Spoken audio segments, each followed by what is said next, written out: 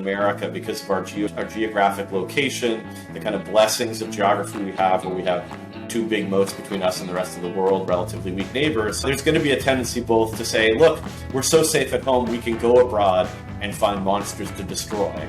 At the same time, there will be people who say, no, we don't need to go abroad to find these monsters. We'll turn ourselves into a monster in the meantime. Join the best in the movement. It's Conservative Conversations with ISI, educating for liberty since 1953. Welcome back. You're listening to Conservative Conversations with Johnny Burtka and Marlo Slayback. Today on the podcast, we have Will Ruger, who serves as the president of the American Institute for Economic Research.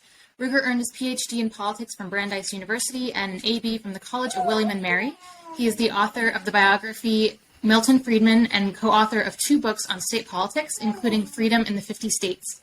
Will is also a veteran of the Afghanistan War and was awarded the Defense Meritorious Service Medal, among other decorations. He remains an officer in the U.S. Navy. Ruger was nominated to serve as the U.S. ambassador to the Islamic Republic of Afghanistan and was a prominent advocate for ending America's participation in the war there. Ruger was appointed by the president to the Fulbright Foreign Scholarship Board in 2020. Thanks for joining us, Will. Thanks for having me. Before we begin our interview, we'd like to thank you for listening to Conservative Conversations. This podcast is a production of the Intercollegiate Studies Institute, and our mission is educating for liberty. If you would like to help us in fulfilling this mission, be sure to rate and review this podcast on Apple Podcasts to help us reach more listeners like yourself. Great. Well, it's great to see you, Will. Excited to welcome you on to the ISI podcast. And we really wanted to talk today about the war in Ukraine, which has been going on for about a year now, and get your take on the current state of play. But before we get there, I think we should take a few steps back, especially for our students, and talk a little bit about the history of American foreign policy and the different shifts in terms of our foreign policy mission. And I think the best place to start is really with George Washington's farewell address, which I think ought to be mandatory reading for all college students and certainly for members of Congress. It probably lays out the most eloquent and articulate case, not only for a restrained, interest-based approach to American foreign policy, but generally it's just a very beautiful vision for what Washington hoped America would become and the pitfalls he hoped we would avoid. So I'm wondering if you could start and share with our students a bit about what Washington's animating foreign policy vision was, and then at what point in American history did that vision begin to break down?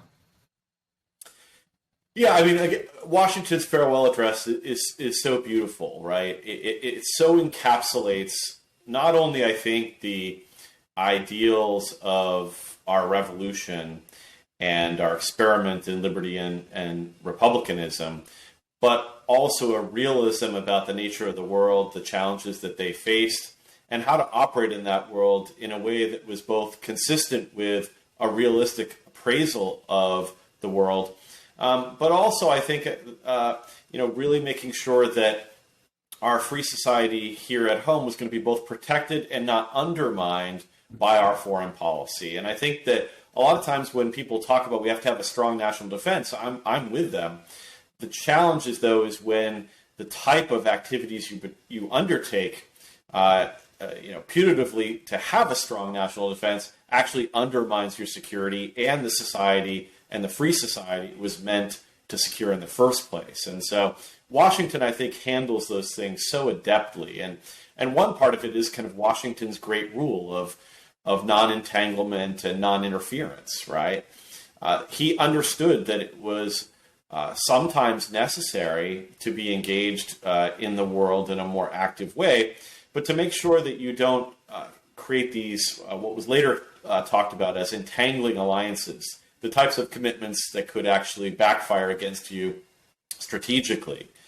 And so it was a very important pillar of American foreign policy right from the beginning, to make sure that we didn't fall in love with any particular nation abroad, or to have too much hostility towards any particular, or at least permanent hostility towards any particular nation, to really have a more balanced approach, an America first approach, if you will, that put our interests first, and then alliances were a means to an end during warfare, but not something that you looked at as what Joe Biden called it, as sacred, as a permanent fixture of our approach to the world, because he knew that that would cause problems. But also an understanding that we wanted to stay detached from the kind of old world problems and to be embroiled in them. I think in some ways, just like with John Quincy Adams, who later writes, gives an address on July 4th, 1821, which I think is a kind of nice twin to Washington's farewell address. They understood some of the dangers in terms of, really not understanding the problems we could sink ourselves into, that we could be used by foreign interests, and that it could actually embroil the United States here at home in a kind of civil strife, because foreign policy issues could lead to civil strife. And we, I think, underestimate that challenge, right? So at the time you had pro-French folks running around places like Philadelphia and promoting the French cause. You had others that were promoting us staying out of it, and it led to our kind of first party dispute that led to the breakdown of the kind of Washington's nonpartisan or transpartisan cabinet, right, where you saw the dispute between Jefferson and Hamilton. Now Jefferson later adopts Washington's approach to the world, which is nice to see, right? He had that kind of fluidity that he could realize the importance of what Washington was talking about. And then John Quincy Adams and Monroe pick up on this. And we really have a foreign policy for 100 years harkens back to Washington's farewell address. In fact, in the Congress, they used to recite Washington's farewell address on a regular basis to remind people of this wisdom of Washington's great rule. So fast forwarding a bit to, as Johnny mentioned, the kind of foreign policy, I guess the foreign entanglements we currently have. We're, approaching the 1 year mark since the start of the Russian-Ukrainian conflict. And so before we get to that, wanted to also get your views on Afghanistan, especially considering that you served there. And if you could kind of give us some context there, especially since a lot of our students, we actually recently were talking about this during a conference we had, they have no memory of, those early 2000 years. A lot of them don't even remember 9/11. They're maybe 2 or 3 years old, if that. So if you can kind of give us the context for those conflicts and your own experience having served in Afghanistan. Sure, those are great questions. But I want to slow us down a little bit, because I think that the American historical context and the kind of geostrategic context is going to be necessary to answer those questions. And so what I would do to add on to what I said before is, look, after Washington's farewell address, things like the Jay Treaty and others, the United States adopts this restraint position, if you will, although that's anachronistic to call it that, but is essentially a kind of restrained approach to foreign policy, a very prudential one, in which we try to avoid conflicts, getting involved in conflicts in the old world. And this is an approach, a kind of dichotomy that goes back at least as far as Tom Paine, right? The old world versus the new world. And we wanted to preserve the new world to be free from some of those old world struggles so that we could maximize our chances of realizing our liberal Republican hopes. But from that point until 1898, we generally persevered in maintaining that Washingtonian Council.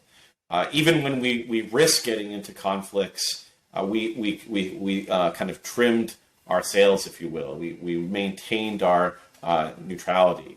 Particularly there was an interest in getting involved in the Greek Civil War, interest in getting involved in conflicts in other ways, but we stayed true. Then in 1898, the world shifts dramatically for America. And there's an argument to be made that, look, the ideas were being generated in the decades before that by the naval enthusiasts, for example, and others that wanted the United States to play a more active role. But 1898 is really where it comes together. We acquire an empire, then we fight a war not that different in some ways from Afghanistan, We fight in the Philippines, and then we take on this imperial role. And I don't think it served us well.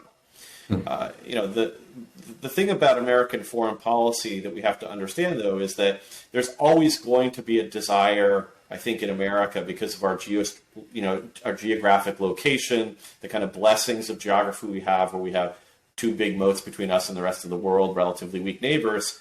There's going to be a tendency both to say, look, we're so safe at home, we can go abroad and find monsters to destroy. At the same time, there will be people who say, no, we don't need to go abroad to find these monsters. We'll turn ourselves into a monster in the meantime. Right? This is what William Graham Sumner talks about in his great essay that I would also have ISI students read about what happened in terms of the Spanish-American War. And so after that, we do have this big, actually during it, we have this debate between those people enthusiastic for trying to remake the world and those who want to have America be a kind of novo ordo seclorum, right? Here in America. And the debate happens for the next, half century. We get involved in World War I, but then we come home and we decide that, whether it's good history or not, people thought the munitions makers were part of the problem, interest groups, that we should stay out of those types of conflicts. Then we get back in, after a bitter debate in America, we get back into the European game during World War II. And then at that point, you really see a change in the history of foreign policy that's as dramatic as 1898, because from the period right after World War II until the present, we have a very different approach to the world than the one that George Washington counseled, right? Now, during the Cold War, because of the stakes were so high, right, nuclear annihilation, and people forget that if they didn't live. I was in high school at the tail end of the Cold War, so I remember some of these things. I remember when The Day After came out, which was a movie talking about a nuclear conflict. For most of the people today, the younger people, right, people involved with ISI, they're not going to remember that. They're going to remember the unipolar moment when the United States could essentially throw its weight around and not have to worry so much about what we do now with Ukraine, to pivot to there, which is the specter of nuclear conflict again.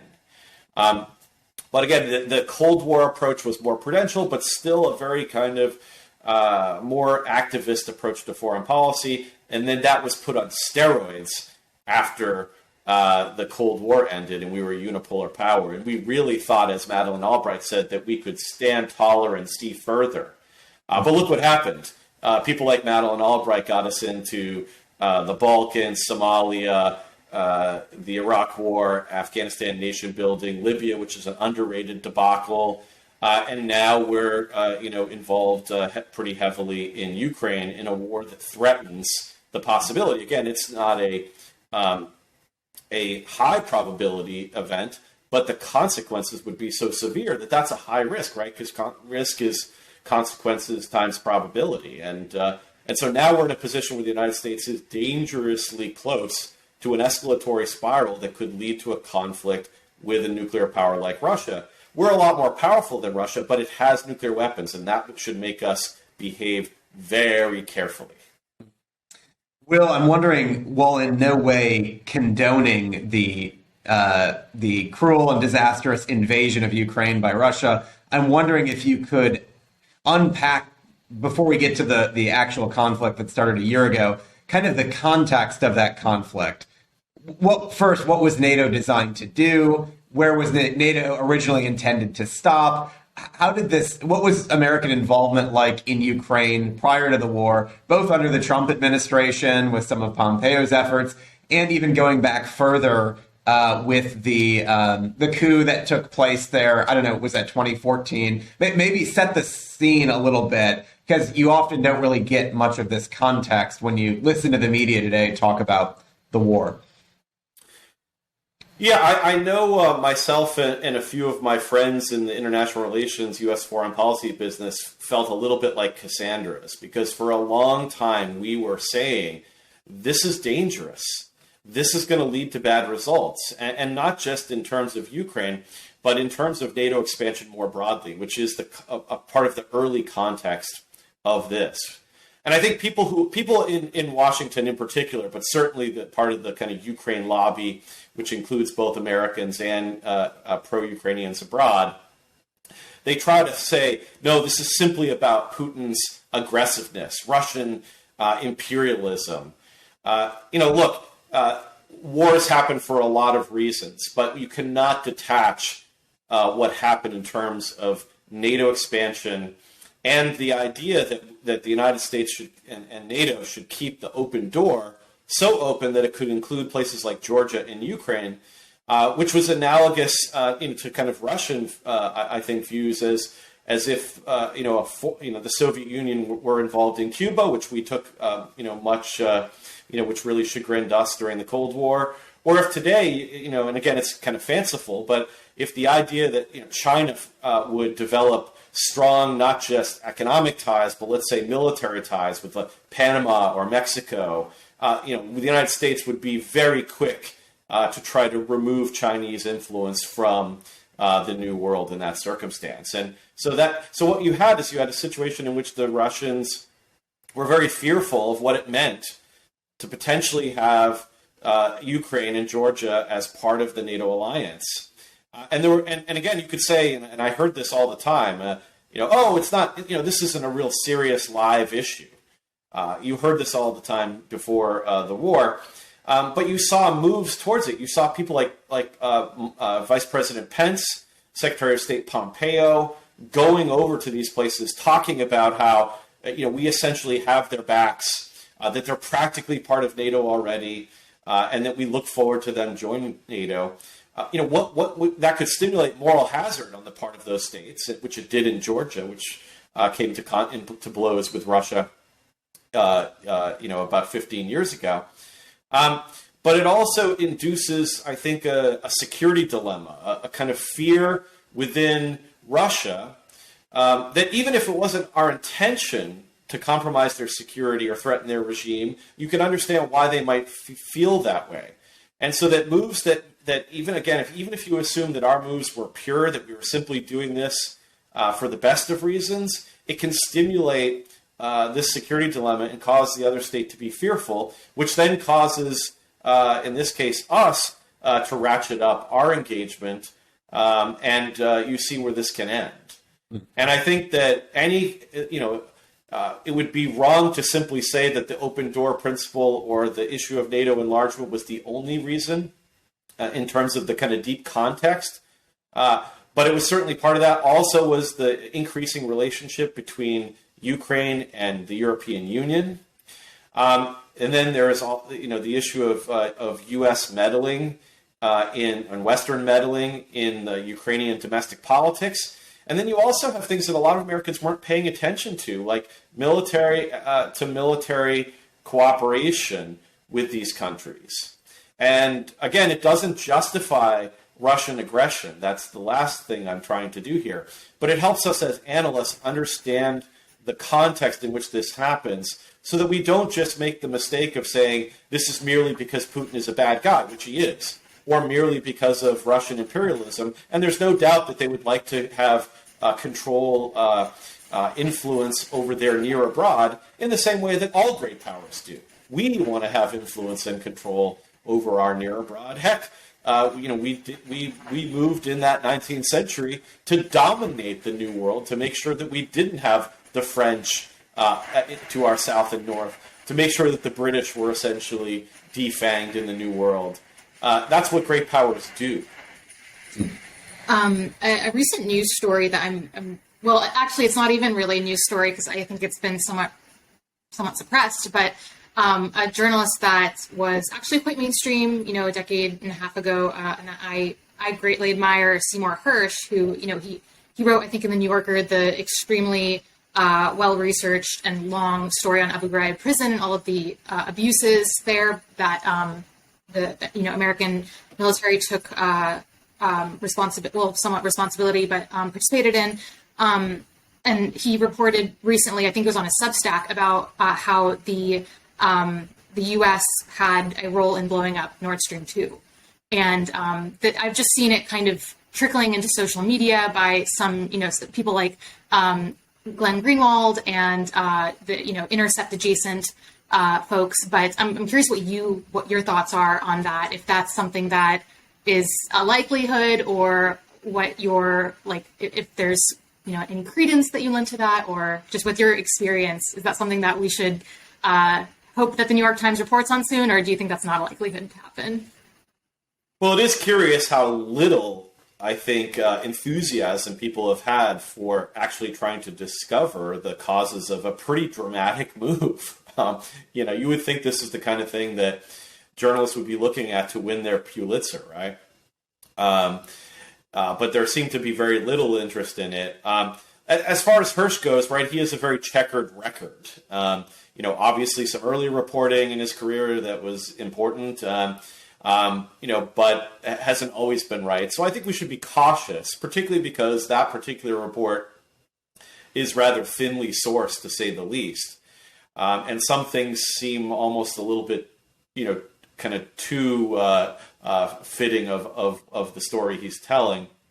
That being said, I think it is important to ask the question that you should always ask, in any kind of criminal case, right? Is who benefits, and that would lead you to think that it could be Ukraine, although do they have the capabilities to pull off such a thing? It could be the United States. The argument that we should simply accept that it clearly was Russia,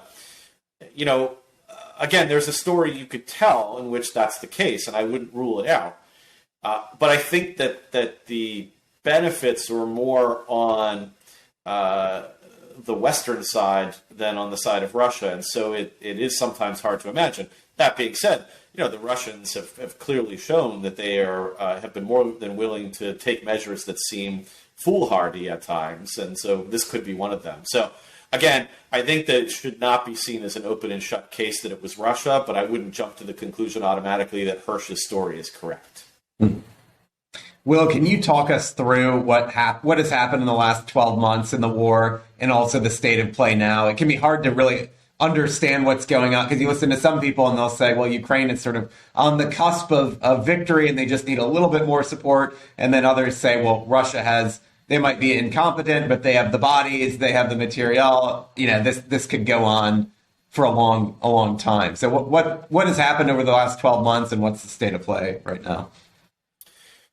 Yeah, I think here we have to make sure to remember our kind of basic conservative mindset, which is to be very highly skeptical about our ability to know the future, and to see how you can move the chess plays, the chessmen around the board. In some ways, I'd say who knows, right? That being said, my prediction, at least for the immediate term, is more of this attrition warfare. Now, that attrition warfare, you could argue, favors Russia. Will the West, in some ways, tire or feel the pinch of continued aid, particularly as people argue that we ought to be paying more attention to China, and we have to be careful about the kind of treasure and stockpiles of ammunition and equipment that we send to Ukraine, given that Asia is a more important theater. So perhaps the West will tire a bit. We don't have the greatest attention span in the world, you might have noticed. And so I'm sure that Russia, in its calculus, is trying to figure out how long our aid will continue, because it has been so critical to support Ukrainians in the field. But the Russians do have a lot of advantages, even as they've shown a lot of ineptness on the battlefield. Now, where does it stand, right? So even though there's been a lot of, I wouldn't say triumphalism, that's too strong a word, but a lot of kind of positive feeling about Ukraine's performance and where Ukraine stands, it is true that they've lost territory since the initial invasion. Now, it's also the case that the Ukrainians pushed them back from their furthest lines forward.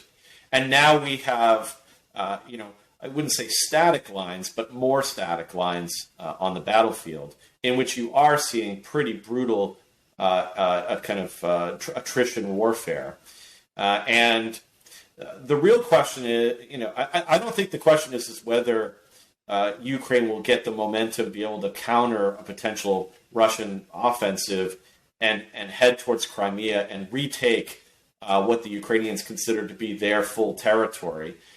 Because I worry that would trigger, if that could happen, that would trigger the potential use of nuclear weapon by Russia, because I think Crimea has been socially constructed as being so core and critical to Russia and to Putin. And I think that Putin, he's not a good actor, but he connects ends and means. And if his end is to try to stay in power at minimum, or promote his regime, both historically and in terms of what it does for Russia's long-run future, it will not give in easily when it comes to Crimea. And I think you're seeing, with greater mobilization of the Russian public. Early on there was a more kind of tepid approach to a special military operation, and it was a much smaller footprint. Now you're seeing, I think, a more thoroughgoing war footing, and so the Russians, I think, are escalating their own use of power in the battle on the battlefield. And then the question will be, how far can they push? Will they push too far, and then you'll see a counteroffensive? That's what we're going to find out, I think, in the coming months. And you've already seen more men being poured into the battlefield on Russia's side, and I think they would say some optimism about their slow push, but at what cost? And that's really the kind of, maybe this is the cautious warning we should have, which is, sure, warfare, great, not great power, but major war may be back here, but at what cost? And this should give, I think, us, the Chinese and others, some hesitation about leaping too much into a kind of confrontation over some place like Taiwan. So that was actually going to be my next question, is zooming out a little bit, and a year has passed. Do you think, and this was the speculation, that the conflict between Russia and Ukraine would impact China and Taiwan, perhaps, leading to some sort of conflict between the two countries? Is that something that has fared out, or do you think that's something that is further down the line, or what has happened so far with those two countries, given the conflict on the other side of Europe? Look, states have an interest in trying to learn from what other states are doing. There's a long history of, for example, states emulating other states that are successful on the battlefield and kind of mimicking, their approach to warfare. And so certainly, China is watching, trying to see how we react, trying to see how these different systems perform on the battlefield. But when it comes to major decisions, I don't think you could say that the conclusion of the war in Ukraine is going to determine whether, China decides to take Taiwan. And I think you've seen that among the primicists, among the pro-Ukraine lobby. You're trying to see them tie this as, look, if we don't do everything we can do to help Ukraine win, then China is going to see this as that we're quote-unquote appeasers, or that aggression can pay, and they're going to do Taiwan. I don't think that's how the world works. And I don't think that's how credibility works. There's a lot of research on credibility that shows that it's not as if states just assume, well, oh, wow, you fought the war in Iraq for 20 years, that suddenly, all of a sudden, that's going to mean that we're going to fight for some other tertiary country in the world, or that even that we would fight in Ukraine. And it's not as if people said you withdrew from Afghanistan and therefore you're not going to send, billions of dollars and assist the Ukrainians, right? States view these conflicts through the prism of the costs and benefits and how they relate to their foreign policy objectives, right? Their national interests, their foreign policy objectives, and how it fits into their grand strategy, even as they do learn. But I do think that this notion that states are always looking around, and if the United States stops an aggressor here, they're like, "Whoa, we were going to do this because it was so critical to our country's future, but now we're going to stop because we're going to assume that because the United States did X in one place, that they're going to do the same thing in our theater." That's just not how it works, right? Even when it comes to, say, humanitarian intervention, right? So the United States intervenes, ostensibly for humanitarian reasons in Libya. We had done so in Somalia. But what about one of the largest conflicts of our lives in Central Africa, right? And this is a war that has been devastatingly brutal, and the United States has largely stayed out of that because it's not as if there's a kind of consistency across cases, and we shouldn't assume that. Will, if you were president or if you were advising a president, what does diplomacy look like in terms of, how do you bring this war in Ukraine to an end? What do you have to say to both Putin and Zelensky to get them to the table? And what kind of compromise do you think would be realistic? And maybe last, do you see any hope for that coming out of the Biden White House?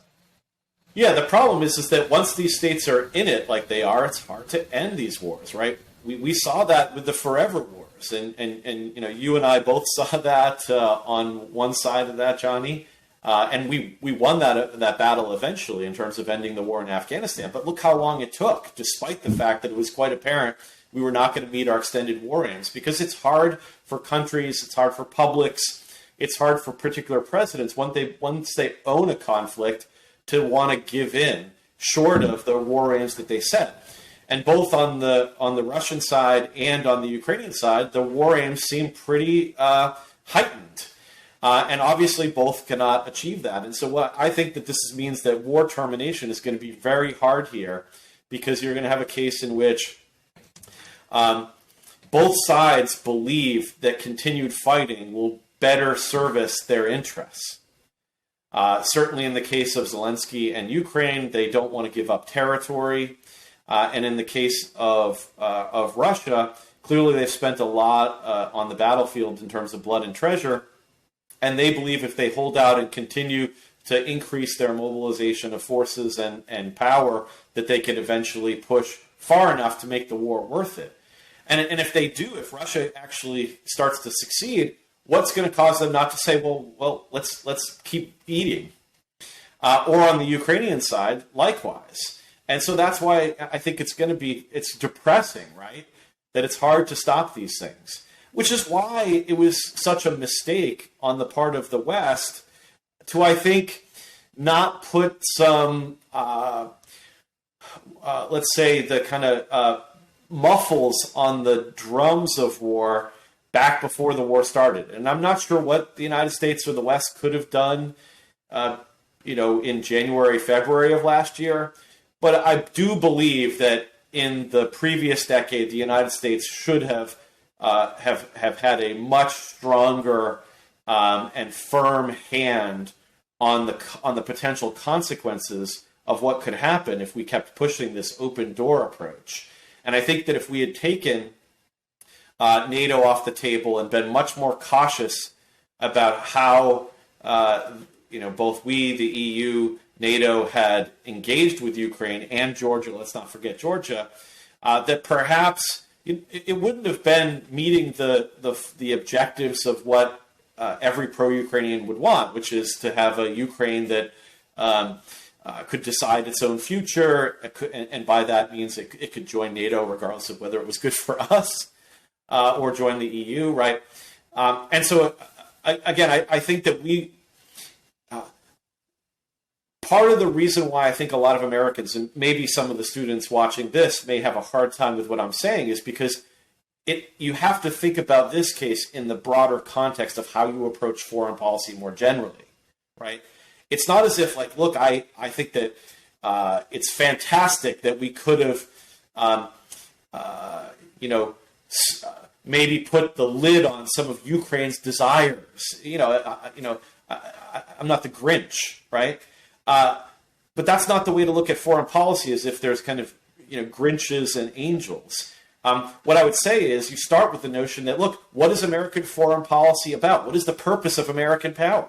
The purpose of American power isn't to protect Ukrainians. It's not to expand NATO.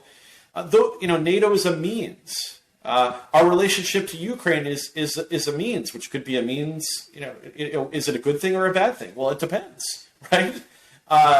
And when I look at American national interests, I say here's the three major ones, right? It's our territorial integrity, right? Our safety here at home. Are people in Des Moines safer or not? Two, the conditions of our economic prosperity. We wouldn't want to be in a position where we wouldn't fire a shot to stop other states from, constricting our ability to trade with the world, right? So I think I'm a believer in a strong Navy. I think we should master the high seas and make sure that that strategic choke points aren't strangled for our commerce, and then also the kind of preservation of our liberal democratic system here at home, right? Now, how does foreign policy relate to that? Not in the same way it does to territorial integrity or to the conditions of our economic prosperity. But it does mean, for example, you have to be careful about that boomerang effect. How does our engagement abroad affect us here at home? And that's something that, going back to the beginning, Washington well understood.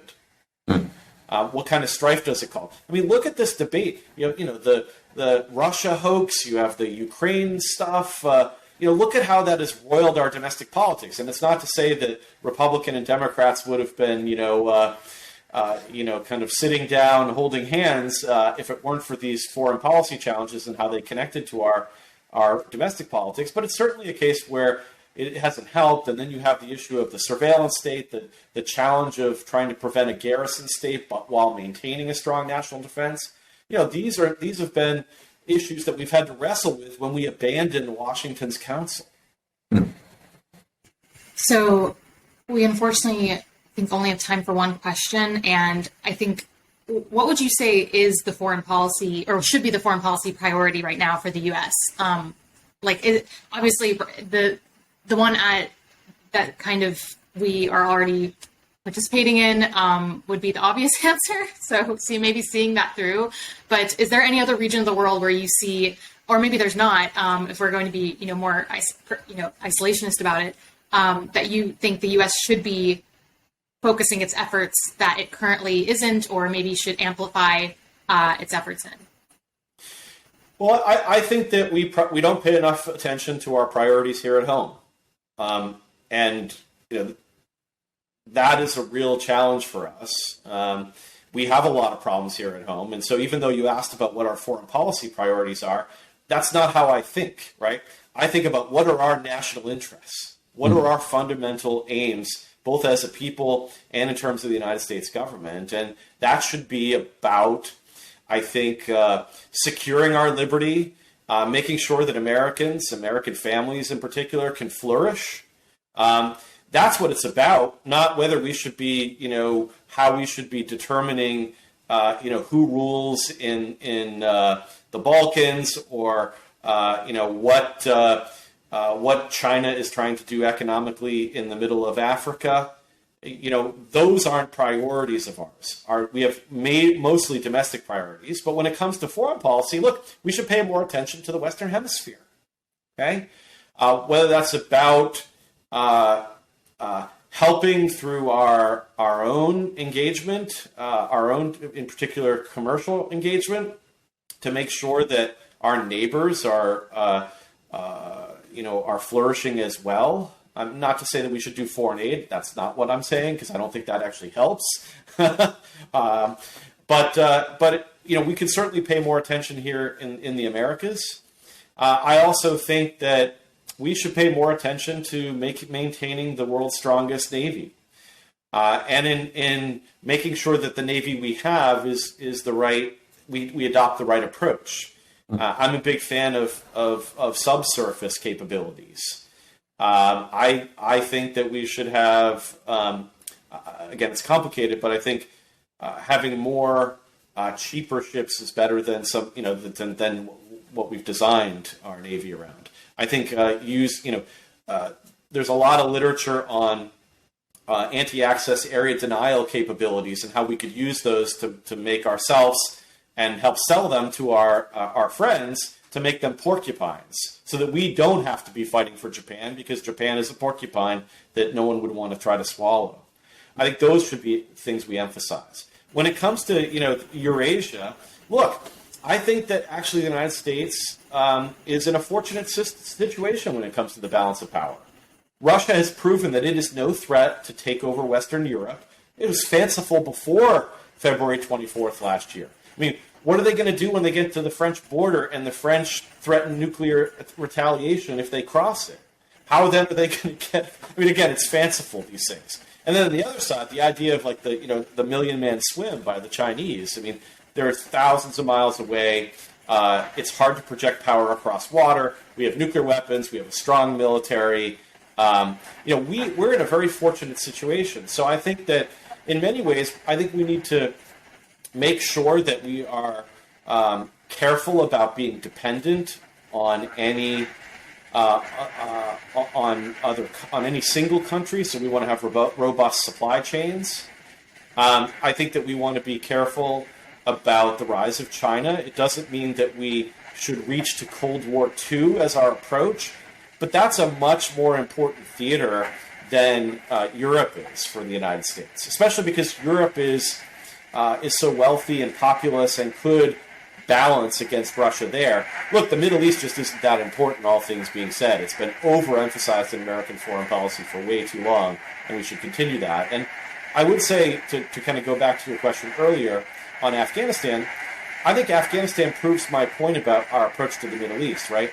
We should end these forever wars. We should go offshore in the Middle East, and that it'll work. President Trump and then President Biden, I think a little grudgingly, they understood that the war in Afghanistan was not necessary for us in terms of those key national interests, and it was actually undermining them, and we were not going to be able to meet those expanded war aims. So why keep spending good American lives and our money on these, kind of idealistic adventures to make sure that, girls can go to school in Helmand and, and that somehow there's some hope of something approaching, Des Moines in Damascus. Like, these things don't make sense. And I think we've realized that a little bit, although we seem to have rushed, potentially right into another challenge here. So I think that part of the challenge for those of us who think that America needs a different approach to foreign policy, and this is my plea to ISI and to your students, is that we need a stronger counter-elite that believes in realism and restraint to push back against the primacists in Washington that dominate the foreign policy establishment, aided, both by the military-industrial complex and, unfortunately, by foreign influence, which we've seen repeatedly in Washington, often serving against America's interests, which should not be surprising if you remember back to French intervention here at home, back to Washington. We should know better. That's why Washington made this council. So I think that's a good kind of wraparound to the beginning, where we just have to make sure that we're providing the intellectual ammunition, institutionalizing realism and restraint, promoting these ideas like Washington and John Quincy Adams and Monroe, and the sensible people around the Spanish-American, Filipino-Cuban War, right? That understood the danger of this to our freedoms and our future. That's what we need, and hopefully the students will be excited about this and want to read, Walter McDougall's book on the tragedy of U.S. foreign policy, or read John Mearsheimer's book, The Tragedy of Great Power Politics. Want to read deeply in the realism and restraint tradition, read TAC, read Responsible Statecraft, right? There's a lot of momentum out there, and I hope that they'll tap into that. And Will, actually, I was excited you mentioned McDougall, because we are working with him on publishing a collection of his essays and lectures from, his career as a Pulitzer Prize-winning historian. So it might take a few months, but I'm hoping by the end of 2023 we'll have that book available for our students and for friends of ISI. So on that note, we'll have to wrap up. Will, if people are interested in following you or your work, where can they find you? At Will Ruger on Twitter is one way. And then I have a piece coming out soon at Reason on why I don't think the United States should increase its support for Ukraine. And I'm sure I'll be writing at places like TAC and others ahead. Great. Thanks again, Will. And thank you all for listening to Conservative Conversations with ISI. If you've enjoyed this podcast, please feel free to head over to isi.org/resources to see all that we offer our members, including the Intercollegiate Review, select modern age articles, ISI books, and of course this podcast. Thanks again for listening. Don't forget to rate and review, and we will see you next time on Conservative Conversations with ISI.